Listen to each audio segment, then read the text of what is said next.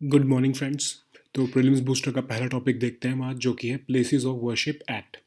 तो supreme court ने notice दिया है गवर्नमेंट को, क्योंकि एक पीआईएल फाइल की गई है कि प्लेसेस ऑफ वर्शिप एक्ट जो है उसको चैलेंज किया गया उसको कि उसकी वैलिडिटी नहीं होनी चाहिए, उसको ख़त्म कर देना चाहिए। एक ऐसी पीआईएल फाइल की गई है, तो उसके ऊपर जो है सुप्रीम कोर्ट ने गवर्नमेंट से जवाब मांगा है। ठीक है, तो ये एक्ट है क्या, ये न्यूज़ में क्यों चल रहा है?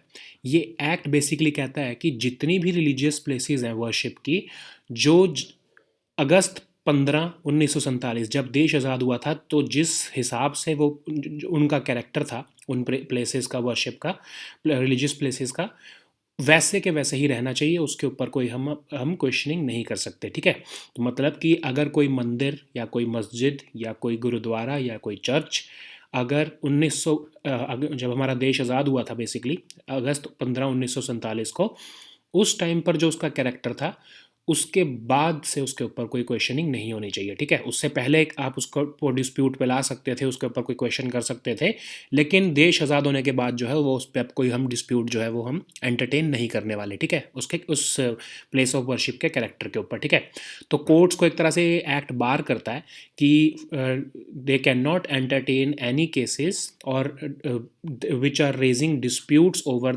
These places of worship. ठीक है, अब ये क्यों लेके आया गया? ताकि जो है स्टेटस जो है उसको फ्रीज कर दिया जाए कि अब जैसे जो मंदिर बन गए, जैसे जो मस्जिदें बन गई देश आज़ाद होने से पहले, अब वो वैसे ही रहेंगी, उसके ऊपर कोई डिस्प्यूट नहीं आना चाहिए। ठीक है, ये क्यों किया गया? ताकि जो है कम्युनल हार्मनी बनाई जा सके, ताकि इंटर रिलीजियस जो कुछ रेडिकल्स हैं वो एक दूसरे की जो है प्लेसेस ऑफ वर्शिप को के जो है लेजिटिमेसी को क्वेश्चन ना कर पाएँ। ठीक है, जो ये 1991 का एक्ट है, बट ऑफ कोर्स जो डेट चूज़ की गई है वो अगस्त 15 1947 जो है उसको चूज़ किया गया, कि उससे पहले जो है डिस्प्यूट अगर कोई है तो अलग बात है, लेकिन उसके बाद अगर आपको कोई डिस्प्यूट लग रहा है तो उसको हम एंटरटेन नहीं करने वाले हैं। ठीक है, फीचर्स क्या हैं इस एक्ट के? कि रिलीजियस कैरेक्टर जो है उस प्लेस ऑफ वर्शिप का, वो वैसे का वैसे ही रहेगा जैसे कि 19 को था। उसके बाद जो है उसमें कोई चेंज एंटरटेन नहीं किया जाएगा। ठीक है, तो ये अब एक्सेप्ट जो है एक्सेप्शंस क्या थी इसमें? ठीक है, अब ये न्यूज़ में कब आया? खासकर जब राम जन्मभूमि भूमि का केस आया, तो उस टाइम तो बाबरी मस्जिद बनी हुई थी वहाँ पर। ठीक है, अभी रिसेंटली तक तो ये डिस्प्यूट जब आया तो जो है जो हम all India Muslim personal law board है, उसने भी ये बोला, क्योंकि ये एक्ट जो है ये एम्पावर इन जो है इन्फोर्स किया हुआ है, तो आप क्योंकि वहाँ पर उस टाइम पर मस्जिद बनी हुई थी, तो आप उसको क्वेश्चन नहीं कर सकते। आपको जो है ये एक्ट जो है वो, उसके अंदर प्रोविज़न ये है कि आप जो है इसको क्वेश्चन नहीं कर सकते, जो जजेस जो जुडिशरी है वो इसके ऊपर क्वेश्चन नहीं कर पाएगी। ठीक है, लेकिन जो जुडिशरी है, जो सुप्रीम कोर्ट है, तो उन्होंने एक एक्सेप्शन दी कि yes, we are interfering in this dispute because this is an exceptional dispute and we are interfering and this Ram Janmabhoomi जो ये केस है, this will act as an exception to this law. ठीक है, कि ये हम एक्सेप्शन दे रहे हैं इस लॉ में, कि वैसे तो हम नहीं करेंगे कभी भी प्लेसेस ऑफ वर्शिप जो है उसको उसके कैरेक्टर पे क्वेश्चन नहीं करेंगे, अगर वो 15 अगस्त 1947 के बाद अगर वो के टाइम पर वो जैसा था उसको हम वैसे ही रहने देंगे, लेकिन हम इस बार इसको एक्सेप्शन दे रहे हैं इस डिस्प्यूट को। ठीक है, राम जन्मभूमि डिस्प्यूट को। और उसके बाद क्या कहा गया कि बाबरी मस्जिद की जगह पर राम जन्मभूमि जो है वो बनाई जाएगी। ठीक है, तो ये अयोध्या का आपको डिस्प्यूट पता है, 2019 में नवंबर में वर्डिक्ट आया। और क्या एक्सेप्शन है इस लॉ में? एक और भी एक्सेप्शन इसके अंदर है कि जैसे एंशियंट या हिस्टोरिकल मॉन्यूमेंट्स हैं, जो कि ancient monuments and archaeological sites and remains act के अंडर कवर हैं, वो भी जो हैं उसके ऊपर भी इस एक्ट के प्रोविजंस लागू नहीं होंगे। ठीक है, फिर अगर कोई ऐसा लॉ या एक ऐसा कोई डिस्प्यूट है जो कि सेटल हो गया या डिस्पोज ऑफ हो गया, अब सोचो 15 अगस्त 1947 से 1991 तक के बीच में, क्योंकि 91 में ये एक्ट आया, ऑफ कोर्स उन्होंने डेट चाहे 15 अगस्त 1947 का की जो है वो एक तरह से कट ऑफ पीरियड लगाया हो, लेकिन 15 अगस्त 1947 से लेकर 1991 तक के बीच में अगर कोई डिस्प्यूट रिजॉल्व हो गया था, तो उन्होंने कहा कि उसको एक्सेप्शन मान लेंगे हम, कि चलो वो हो गया डिस्प्यूट, तो हम उसको पुराने जो एक तरह से, अब समझ लो 1980 की कोई अब डिस्प्यूट मान लेते हैं, समझ लो कि 1947 में एक मस्जिद थी। ठीक है, एग्जाम्पल ले रहे हैं हम, और 1980 में जो है वो डिस्प्यूट सॉल्व हुआ, उसमें कहा गया कि नहीं नहीं, ये तो असल में यहाँ पर एक मंदिर बनना चाहिए, या फिर उस प्लेस ऑफ वर्शिप के कैरेक्टर पर कुछ क्वेश्चन किया गया और उसके अगेंस्ट वहाँ पर फैसला आ गया 1980 में। ठीक है, तो वो एक्सेप्शन काउंट किया जाएगा because this act came in place in the year 1991, ठीक है। तो 91 से पहले अगर कोई डिस्प्यूट सॉल्व हो गया तो हो गया, उसके बाद से जो है वो डेट कौन सी देखी जा रही है वैसे 15 अगस्त 1947, लेकिन जो एक्ट इन्फोर्स हुआ है वो हुआ है 1991 में, ठीक है।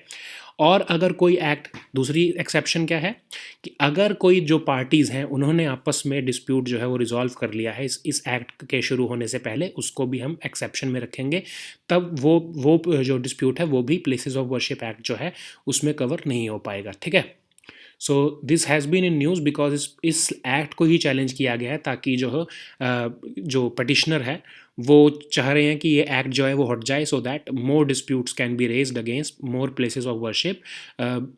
जो भी पीछे रीज़न है उसका, you don't need to understand that, but of course जो भी रीज़न है उसको कहा जा रहा है कि इस एक्ट को रिपील किया जाए, so that we can raise more disputes against more places of worship, जो कि जिसके ऊपर डिस्प्यूट जो है सोसाइटी में चल रहा है, ठीक है।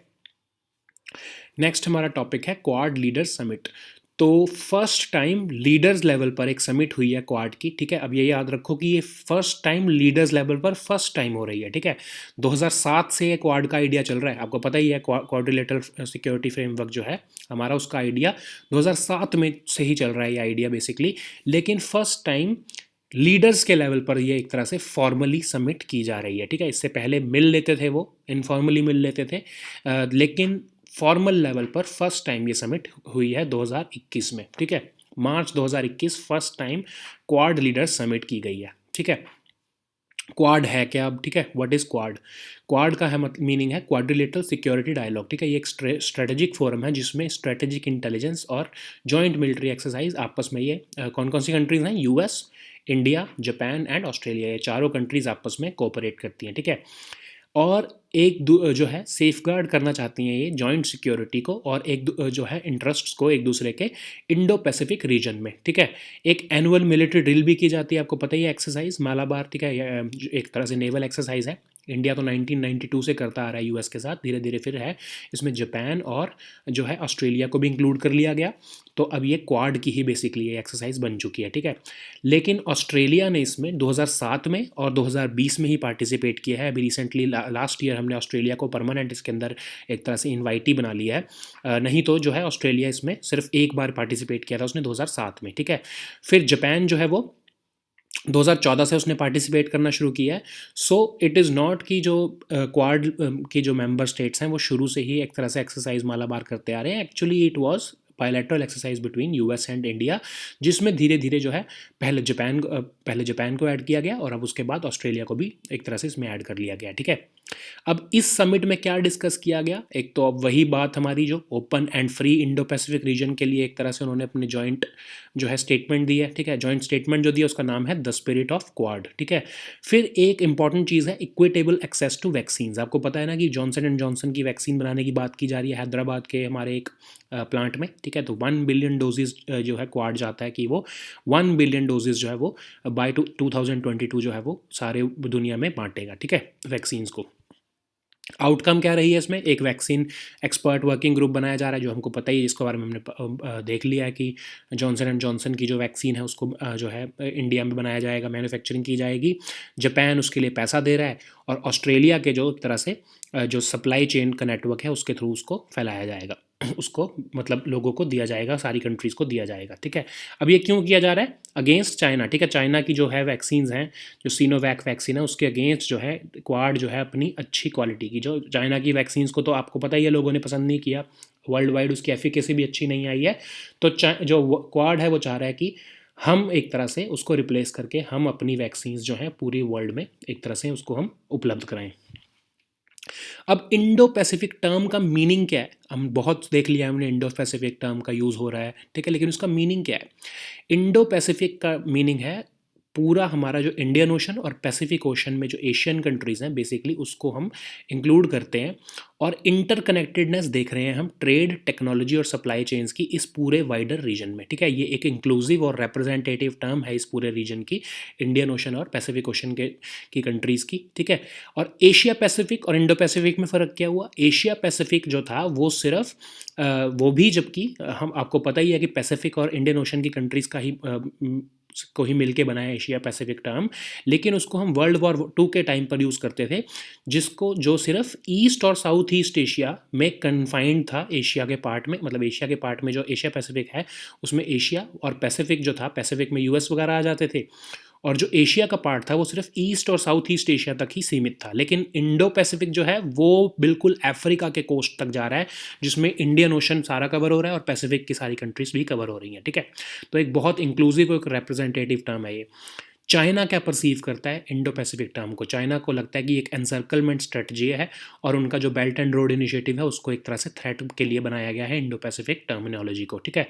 चाइना जो है वो अपनी एक तरह से नेटवर्क्स और कनेक्शंस की एक स्ट्रेटजी है उनकी, वीची कहते हैं इसको, ठीक है। ये उनकी वहाँ पे जैसे हमारी चेस गेम होती है ना, वैसे उनकी वीची एक होती है, ठीक है। वो गेम के थ्रू वो अपनी स्ट्रेटजी बनाते हैं, और वो चाह रहे हैं कि उसको जापान को और ऑस्ट्रेलिया को वीक कर दें, क्योंकि जापान और जो ऑस्ट्रेलिया है वो ट्रेड पर बहुत ज़्यादा हैवीली डिपेंडेंट है चाइना में, तो वो उनकी इकोनॉमी को वीकन करना चाहता है चाइना अगेंस्ट जो है, ताकि जो क्वाड को हम वीक, जो चाइना है वो वीक कर पाए, ठीक है। अब वे फॉरवर्ड क्या है क्वाड का, कि फ्री और ओपन इंडो पैसिफिक जो है उसको एक तरह से डेफिनेटिव ब्लूप्रिंट दिया जाए, ठीक है। अभी तक तो ये जो टर्म है उसको सिर्फ हमने कागज़ों में रखा हुआ है, लेकिन इसको एक डेफिनेटिव ब्लूप्रिंट देना चाहिए। एक तरह से उसको हम सिक्योरिटी ओरिएंटेड जो है ये टर्मिनोलॉजी बना दें, जो हम अपनी जैसे हमने मालाबार एक्सरसाइज कर रहे हैं, ठीक है, इसको हम जो है रेगुलर बना दें। रेगुलर ऑलरेडी हो रही हैं, बट ये जो ऑस्ट्रेलिया और जापान की पार्टनरशिप है इसको रेगुलर कर लें हम, ठीक है। फिर थोड़ा एक्सपैंड कर दें इसको, जैसे फ्रांस को इंक्लूड करने की बात की जा रही है, यूएई को इंक्लूड करने की बात की जा रही है, और हो सकता है यूके को भी इंक्लूड करने की बात की जा रही है। सो एक सिक्योरिटी ओरिएंटेड एक कोर मिल जाएगा इसको इंडो पैसिफिक हमारी टर्मिनोलॉजी को, ठीक है। फिर डेवलपमेंटल एजेंडा के अंडर हम ये सारा काम करें तो it is better for the quad, ठीक है। फिर रीजन की इकोनॉमिक नीड्स, इंफ्रास्ट्रक्चर, कनेक्टिविटी और कैपेसिटी बिल्डिंग जो है उसको हम जो है देखना शुरू करें क्वाड प्लस फॉर्मेट में, कि क्वाड तो मतलब सिक्योरिटी हमारे एस्पेक्ट तो हैं, लेकिन हमारे इकोनॉमिक एस्पेक्ट भी हैं क्वाड जो कवर करना चाहता है, और इंफ्रास्ट्रक्चर, इकोनॉमी जो है हमारी, फिर ट्रेड और कनेक्टिविटी, क्योंकि ये सारी टर्मिनोलॉजीज किस चीज़ से रिलेटेड है? अगेंस्ट चाइना का जो BRI इनिशिएटिव है, ठीक है। क्योंकि चाइना भी नाम लेता है BRI इनिशिएटिव का, लेकिन उसके जो मोटिव्स हैं वो बिल्कुल डिफरेंट है। वो बेल्ट एंड रोड इनिशिएटिव के थ्रू जो है सारी कंट्रीज़ को डेट ट्रैप में लाकर उनकी जो है टेरिटरी को एक तरह से यूज़ करना चाहता है, ठीक है। तो इसका एक और जो है वे फॉरवर्ड ये है कि क्वाड की जो मीटिंग है उसको जो है 2+2 फॉर्मेट में भी लाया जाए। 2+2 फॉर्मेट का मतलब क्या हुआ कि लीडर्स तो चलो मिलते ही हैं, फिर क्वाड की मीटिंग में क्या होना चाहिए कि सब जो है डिफेंस मिनिस्टर और फॉरेन मिनिस्टर्स, ये दोनों जो एक कंट्री के, जैसे इंडिया के डिफेंस मिनिस्टर और फॉरेन मिनिस्टर जो है रिप्रेजेंट करें, और US के ऐसे करें, और बाकी चारों कंट्रीज़ के जो है 2+2 फॉर्मेट में एक तरह से मिले, ठीक है। कि डिफेंस मिनिस्टर्स और फॉरेन मिनिस्टर्स की मीटिंग भी एक तरह से इकट्ठी होनी चाहिए, सो दैट और लेवल पर, और ज़्यादा लेवल पर हम कोऑपरेशन को क्वाड में कर सकें, ठीक है। नेक्स्ट टॉपिक हमारा है इलेक्टोरल ओवरहॉल इन हांगकांग। तो अभी नेशनल पीपल्स कांग्रेस जो चाइना की एक तरह से जो पार्लियामेंट है, सो कॉल्ड पार्लियामेंट है, वहाँ पर जो है एक तरह से जो 5 ईयर प्लान उन्होंने अप्रूव किया है, उसी के ही बिसाइड्स उन्होंने एक हांगकांग के इलेक्टोरल सिस्टम को भी उन्होंने रिफॉर्म कर दिया है, ठीक है। अब वहाँ पर एक्चुअली जो चलता है वो है 1 कंट्री 2 सिस्टम्स हांगकांग में, ठीक है। हांगकांग जो है वो पहले आपको पता होना चाहिए कि ब्रिटेन की एक टेरिटरी होती थी, एक कॉलोनी होती थी। 1997 में ब्रिटेन जो है वो चाइना को हैंड ओवर कर गया एक एग्रीमेंट साइन करके कि अगले 50 साल तक आप इनके ऊपर डायरेक्टली रूल नहीं करोगे, आप इनके सिर्फ फॉरेन अफेयर्स देखोगे और आप इनके डिफेंस को देखोगे, मतलब हांगकांग के। आप इनकी जो इंटरनल अफेयर्स हैं, मतलब जो इनकी डेमोक्रेसी है, उसको आप प्रिजर्व रहने दोगे, उसके अंदर आप इंटरफेरेंस नहीं करोगे, ठीक है। लेकिन चाइना धीरे धीरे हर साल 5 साल बाद, 6 साल बाद, 10 साल बाद उसमें थोड़ा थोड़ा थोड़ा थोड़ा एक तरह से चेंज लाता रहा, और हांगकांग को वो ऑलमोस्ट जो है, ऑलमोस्ट मतलब कि डायरेक्टली तो नहीं रूल कर रहा है, बट अपने पॉलिटिशियंस, अपने एक तरह से उनके जो उनके वहाँ पर जो लेजिस्लेटिव कमेटी के मेंबर्स होते हैं, वो धीरे धीरे धीरे जो अपने बढ़ाते जा रहा है। जैसे कि आपने ईस्ट इंडिया ने हमारे ऊपर एक तरह से रूल किया था, वैसे ही चाइना जो है वो उसके ऊपर एक तरह से अपना ग्रैब पूरा करी जा रहा है। इसीलिए जो है हमको ये टॉपिक हम देख रहे हैं, ठीक है। अब चाइना ने क्या कहा है, रिसेंटली जो रिफॉर्म्स किए हैं उन्होंने क्या कहा है कि एक स्टैंडिंग कमेटी बनाई जाएगी, और उसमें हम देखेंगे कि क्या कि वही लोग इलेक्शन लड़ सकें। जो हमारी इलेक्शन जो ये हमारी है इलेक्शन कमेटी, जो जिसमें 1500 मेंबर, पहले 1300 मेंबर्स थे, अब उसको 1500 मेंबर्स कर दिया। उसके अंदर सिर्फ वही लोग इलेक्शन लड़ पाए जो कि पैट्रियट्स हैं, ठीक है। अब वो पैट्रियट्स कौन से पैट्रियट्स हैं? हांगकांग के प्रति पैट्रियटिज्म नहीं, चाइना के प्रति जिनका पैट्रियटिज्म है, मतलब कि जो चाइना की लीडरशिप में विश्वास करते हैं, चाइना की नेशनल आइडेंटिटी में विश्वास करते हैं, सिर्फ वही लोग इलेक्शन लड़ पाएँ। ये एक तरह से एनपीसी की स्टैंडिंग कमेटी को जो है उन्होंने एम्पावर कर दिया कि सिर्फ उन लोगों को ही वो है टिकट्स या फिर उनको ही नॉमिनेट किया जा सके, ठीक है।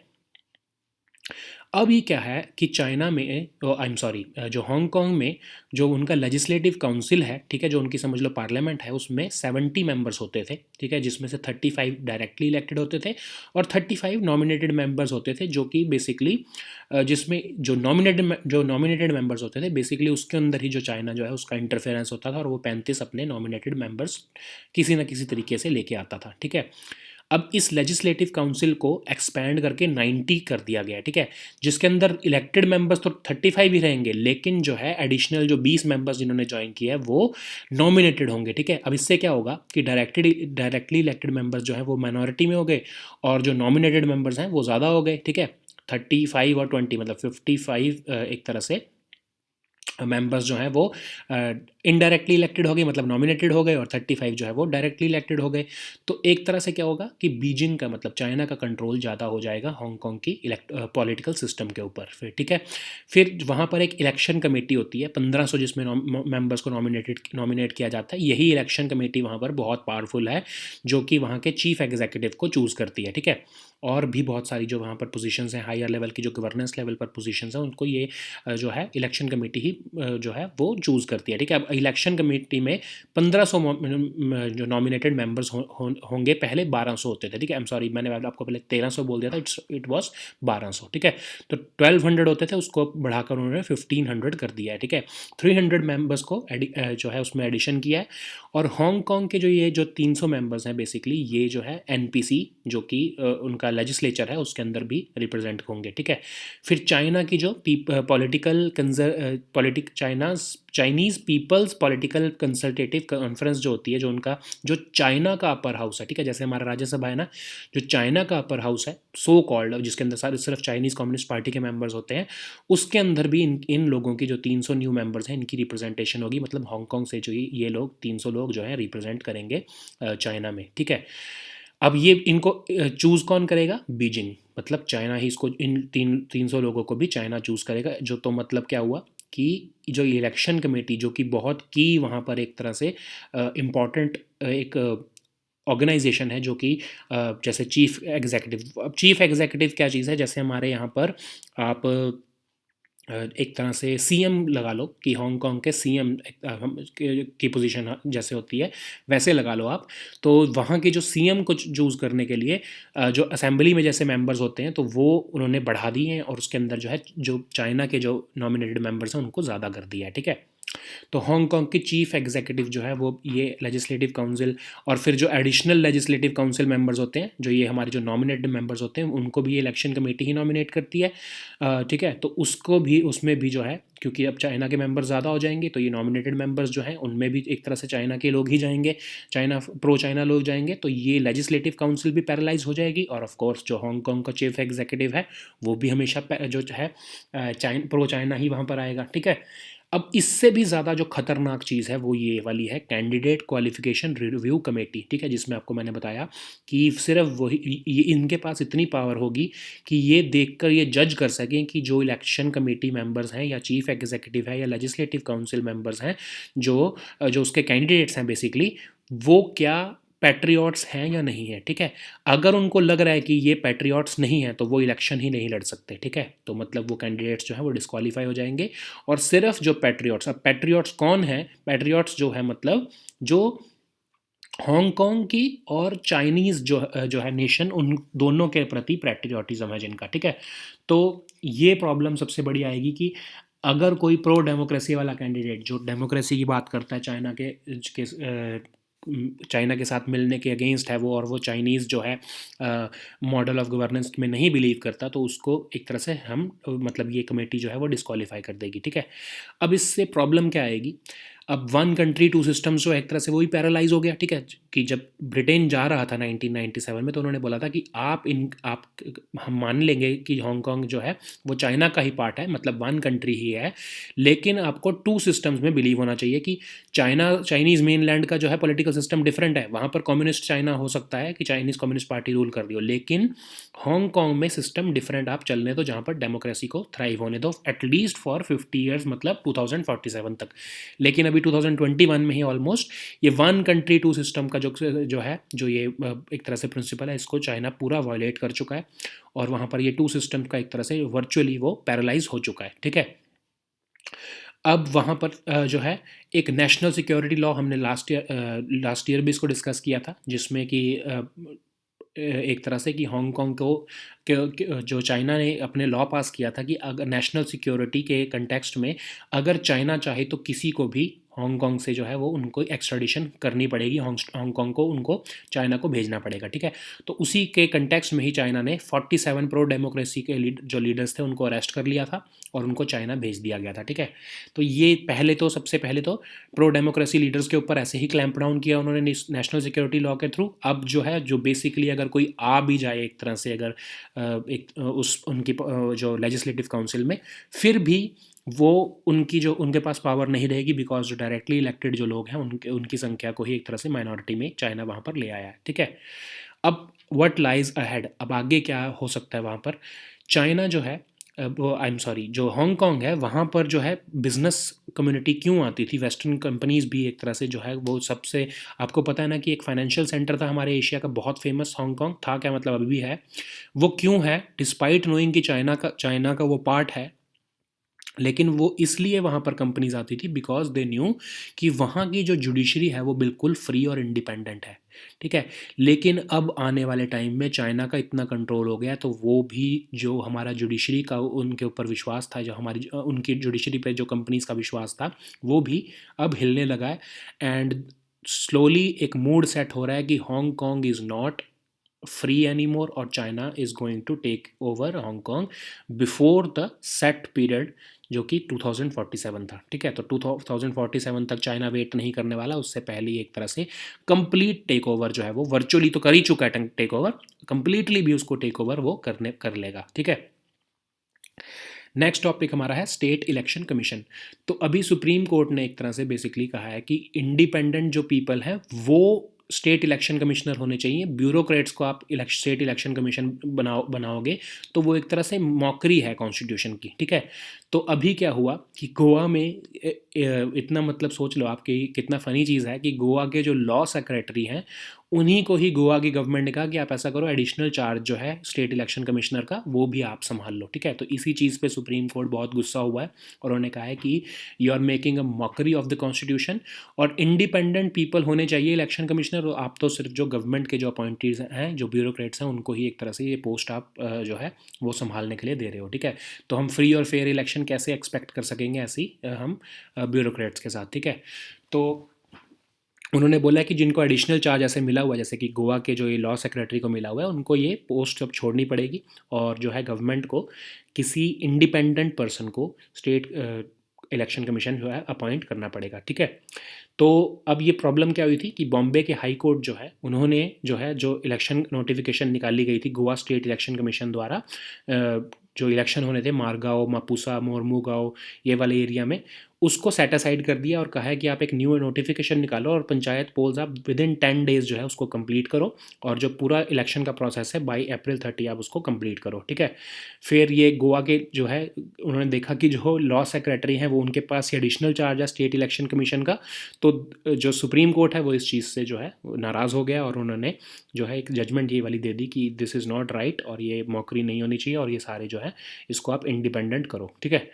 अब स्टेट इलेक्शन कमीशंस के बारे में देख लेते हैं हम थोड़ा सा कि उनका जो टास्क है बेसिकली वो स्टेट इलेक्शन कमिश्नर क्या करते हैं कि लोकल बॉडीज़ के जो इलेक्शन होते हैं स्टेट में, जो पंचायत लेवल के या म्यूनिसिपैलिटीज़ लेवल के, उनको स्टेट इलेक्शन कमीशन कंडक्ट करता है, ठीक है।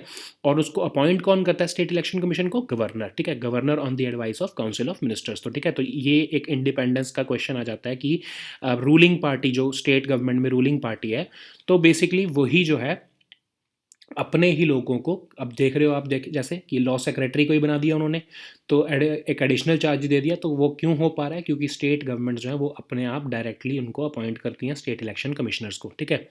और टेन्योर और अपॉइंटमेंट जो होती है उसकी भी कोई सिक्योरिटी नहीं है स्टेट इलेक्शन कमिश्नर्स को, क्योंकि वो भी कैसे डिसाइड होती है? एक लॉ बनाया होता है स्टेट लेजिस्लेचर ने, उसके ही बेसिस पे जो है स्टेट इलेक्शन कमीशन के टेन्योर और अपॉइंटमेंट को हम रेगुलेट करते हैं, ठीक है। लेकिन उनका जो रिमूवल होता है स्टेट इलेक्शन कमिश्नर्स का, वो होता है in the same manner as that of a जज ऑफ हाई कोर्ट, ठीक है। अब चैलेंजेस क्या क्या हैं? सबसे पहले तो ऑटोनॉमी ही नहीं है कुछ, ठीक है, आपको पता लग गया ये तो कि ऑटोनॉमी कुछ नहीं है, क्योंकि स्टेट इलेक्शन कमीशन की अपॉइंटमेंट आप देख रहे हो ना कैसे हो रही है। फिर क्या होता है कि एक केस आया था महाराष्ट्र में ऐसा कि जब जो है स्टेट इलेक्शन कमीशन ने कुछ कहा कि हमको, मतलब उन्होंने ऑटोनॉमसली फंक्शन करने की कोशिश करी, इलेक्शंस जो है वो फ्री एंड फेयर कंडक्ट करने की कोशिश करी। तो 2007 का केस है ये। तो 2007 में उनके ऊपर जो है वो क्रिमिनल केसेस वहाँ पर फाइल कर दिए गए, किसी ना किसी एक तरह से हमने उनको, जो स्टेट गवर्नमेंट ने किसी ना किसी और केस में फंसा के उनको अरेस्ट कर लिया था, ठीक है। फिर कोई सेफ गार्ड नहीं है स्टेट इलेक्शन कमीशन का, ठीक है। उनको जज ऑफ हाई कोर्ट की तरह निकालना जाता है, हटाया जा सकता है बेसिकली। लेकिन ऐसा क्या होता, कई बार क्या किया है कि बहुत इस प्रोविज़न को भी, जो ये जो स्ट्रिक्ट प्रोविज़न है कि जिस तरह से हाई कोर्ट के जज को निकाला जाता है, आपको पता ही है कितना एक स्ट्रिक्ट प्रोविज़न है उसके लिए, उसको, इन प्रोविजंस को डाइल्यूट किया गया है कि स्टेट इलेक्शन कमीशनर्स को एक तरह से बड़ी सिंपल तरीके से स्टेट लेजिस्लेचर्स के थ्रू निकाला गया है, ठीक है। कोई यूनिफॉर्म सर्विस कंडीशन नहीं है, ठीक है। जब आप देख रहे हो कि हर स्टेट लेजिस्लेचर अपने हिसाब से लॉ बनाता है कि उनकी स्टेट में जो है स्टेट इलेक्शन कमीशन कैसे अपॉइंट होगा और कितना टेन्योर होगा कैसे, और मोड ऑफ अपॉइंटमेंट होगा कैसे, ठीक है। तो कोई यूनिफॉर्म सर्विस कंडीशंस नहीं है as compare to election commission, जिनकी यूनिफॉर्म सर्विस कंडीशंस है, इंडिपेंडेंस है टेन्योर का, ऑटोनॉमस फंक्शनिंग है, बहुत अच्छी तरह से वो तभी फंक्शन कर पाते हैं। अब वे फॉरवर्ड क्या होगा कि एक केस है Kishan Singh Tomar versus municipal corporation of Mahmudabad का केस है। उसमें सुप्रीम कोर्ट ने कहा है कि स्टेट गवर्नमेंट को वैसे ही स्टेट इलेक्शन कमीशन की गाइडलाइंस को फॉलो करना चाहिए, या उनके जो ऑर्डर्स को फॉलो करना चाहिए, जैसे वो इलेक्शन कमीशन के ऑर्डर्स को फॉलो करते हैं during assembly and parliament polls, ठीक है। तो यही वे फॉरवर्ड है कि आप जो है स्टेट गवर्नमेंट जो है उनके ऑर्डर्स को थोड़ा सीरियस लें, स्टेट इलेक्शन कमीशन के ऑर्डर को सीरियस लें, और उनको एक तरह से ऑन पार समझा जाए इलेक्शन कमीशन की तरह, ठीक है। नेक्स्ट हमारा टॉपिक है 2001 FO32। अभी एक लार्जेस्ट एस्टेरॉयड है जो कि अर्थ के बिल्कुल पास से गुजरने वाला है 21 मार्च को, और ये 2 मिलियन किलोमीटर्स अर्थ से दूर रहेगा, ठीक है। इसका नाम है 2001 FO32। अभी 2001 क्यों है? इसको 2001 में सबसे पहली बार डिस्कवर किया गया था, मतलब 20 साल पहले डिस्कवर किया गया था इसको। और ये 2 मिलियन किलोमीटर कितना डिस्टेंस हुआ? जितना अर्थ से मून का टोटल डिस्टेंस है उससे 5.25 टाइम्स ज़्यादा, ठीक है। तो ये इतनी पास से जो है अर्थ के गुजरेगा, और 1,24,000 किलोमीटर पर आवर की स्पीड से निकलेगा ये हमारे अर्थ के आसपास से, ठीक है। और इतने पास ये अभी दोबारा नहीं आने वाला अनटिल 2052, ठीक है। तो बस ये आपको पता होना चाहिए कि एस्टेरॉयड है ये। आपको अगर ये नाम पूछ लिया जाता है आपसे यूपीएससी में प्रीलिम्स में, तो ये आपको पता होना चाहिए कि दिस इज़ एन एस्टेरॉयड, ये कोई और चीज़ नहीं है, ठीक है। अब इसको स्टडी कैसे करते हैं एस्ट्रोनॉमर्स? अब जो सनलाइट इसके ऊपर पड़ती है एस्ट्रॉयड के सरफेस के ऊपर, तो ये एक वेव जो है, कुछ जो है सनलाइट जो है वो तो एब्जॉर्ब कर लेता है ये, लेकिन कुछ वेवलेंथ ऑफ जो है सनलाइट उसको रिफ्लेक्ट करता है, ठीक है। तो जो रिफ्लेक्शन आती है, जो हमारे साइंटिस्ट हैं, जो हमारे एस्ट्रोनॉमर्स हैं, वो बेसिकली उसके स्पेक्ट्रम को स्टडी करते हैं कि जो है उससे उनको पता लग जाता है कि उन जो एस्टेरॉयड है उसके सरफेस पे क्या क्या, कौन कौन से मेटल्स हैं या क्या भी जो है मिनरल्स उसके एस्टेरॉयड के सरफेस पे मिल सकते हैं, ठीक है। तो बेसिकली इसको वेवलेंथ जो सनलाइट की है उसके बेसिस पे ही स्टडी किया जाता है। नेक्स्ट हमारा टॉपिक है सीबकथॉर्न। तो हिमाचल प्रदेश की जो स्टेट गवर्नमेंट है उन्होंने प्लान किया है कि वो सीबकथॉर्न, जो कि एक श्रब है, उसको वो जितने भी कोल्ड डेजर्ट वाले एरियाज़ हैं स्टेट में, वहाँ पर उसको वो प्लांट करना शुरू करेंगे फॉर द नेक्स्ट 5 ईयर्स, ठीक है। तो सीबकथॉर्न है क्या? ये एक श्रब है। अब जिनको नहीं पता उनको बता दूँ, श्रब और हर्ब में फ़र्क क्या होता है। श्रब जो होता है वो थोड़ा सा स्ट्रॉन्ग होता है एक तरह से, और जो है वो वुडी होता है, उनके उसकी वुड स्ट्रांग होती है थोड़ी, ठीक है, वो प्लांट थोड़ा बड़ा होता है बेसिकली। हर्ब जो है वो जैसे ग्रास होती है, जैसे है ना, वो होती है हर्ब्स, जो बिल्कुल जिसमें वुड का कंटेंट बहुत कम है या है ही नहीं है, बहुत छोटी होती है, वो साइज़ भी बहुत छोटा होता है उसका, ठीक है। तो ये एक श्रब है, झाड़ी है एक तरह से बेसिकली, जो कि ऑरेंज येलो कलर के एडिबल बेरी जो है वो प्रोड्यूस करती है, ठीक है। ये ड्राई एरियाज़ में पाया जाता है, सी बकथॉर्न, जैसे कि कोल्ड डेजर्ट्स हैं जो लद्दाख और लाहौल स्पीति के, तो वहाँ पर ये सी बकथॉर्न मिलता है ज़्यादा। लोकली इसको हिमाचल प्रदेश में छरमा कहते हैं, और ये लाहौल और स्पीति जो डिस्ट्रिक्ट्स हैं और जो किन्नौर के कुछ डिस्ट्रिक्ट्स हैं वहाँ पर ये मिलता है, ठीक है। हमारे इंडिया में कहाँ कहाँ पर पाया जाता है ये? हिमाचल में, लद्दाख में, उत्तराखंड में, सिक्किम में और अरुणाचल प्रदेश में। अब इसके बेनिफिट्स क्या हैं इस प्लांट के? स्टमक एक जो हो रही हो या अगर स्टमक के कोई इश्यूज हों उसके लिए इसको फोक मेडिसिन की तरह यूज़ किया जाता है।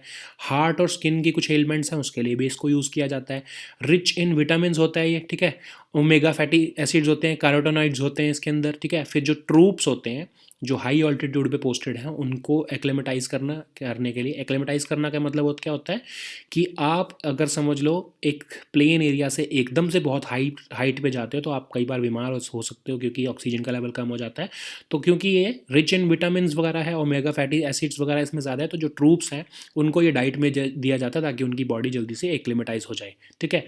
फिर फ्यूल वुड और फॉडर की तरह भी इसका यूज़ किया जाता है, क्योंकि ये सॉइल बाइंडिंग प्लांट है, ये इसकी वजह से ही जो है ये सॉइल इरोजन को भी रोकता है। सिल्टेशन जो रिवर्स में हो रही है क्योंकि सॉइल को रोक रहा है ये, तो सिल्टेशन भी रिवर्स में कम होगी उसकी वजह से, और फ्लोरल बायोडाइवर्सिटी को भी मेंटेन करने में ये हेल्प करता है, ठीक है।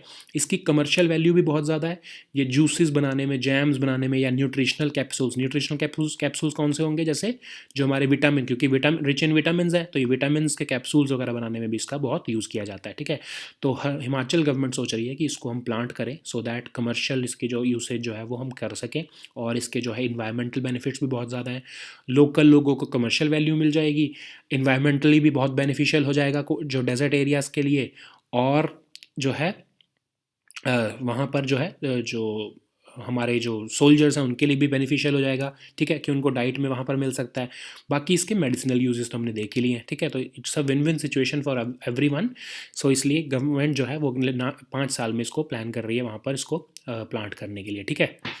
So these were our topics for today. We'll meet next time with new topics. Until then, goodbye and take care.